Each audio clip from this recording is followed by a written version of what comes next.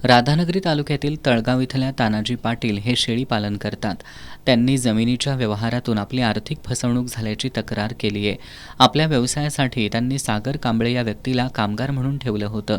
कामावर असताना सागर कांबळे याला त्यांच्या कुटुंबातील आर्थिक अडचणी दूर करण्यासाठी मदत म्हणून आगाऊ रक्कम देण्यात आली होती. त्या बदल्यात सागर कांबळे आणि त्याच्या वडिलांनी वडिलोपार्जित शेतजमीन विकण्याचं मान्य करून नोटरीद्वारे व्यवहार केला होता.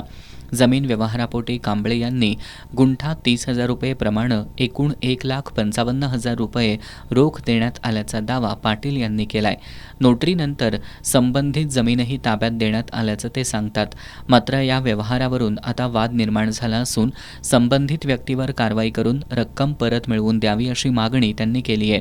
याबाबत पोलीस प्रशासन तसंच जिल्हा प्रशासनाला वारंवार कळवूनही अद्याप न्याय मिळाला नसल्याचं सांगत तानाजी पाटील यांनी कुटुंबियांसह जिल्हाधिकारी कार्यालयासमोर आमरण उपोषण सुरू केलंय. तळगावमध्ये शेळी पालनाचा व्यवसाय आमचा आहे आणि या व्यवसायात एक आमच्या गावातील जे कुटुंब होतं त्यांनी 1-1.5 वर्ष काम केलं आणि त्यांनी अचानक काम बंद केलं.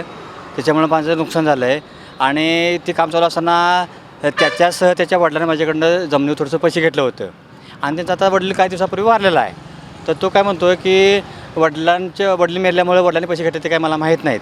तर त्याला सगळे ते पैसे माहीत आहेत आणि ह्याच्यामुळे सगळी माझी आर्थिक कुचंबना जास्त झालेली आहे आणि मला न्याय मागण्यासाठी मी या ठिकाणी उपोषणाला बसलो आहे. आम्हाला हे स्वीकारलेलं आहे.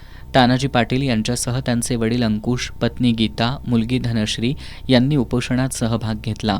कांबळे यांच्याकडून 2 लाख रुपयांची रक्कम मिळेपर्यंत आमरण उपोषण मागं घेणार नाही असा पवित्रा पाटील कुटुंबियांनी घेतलाय.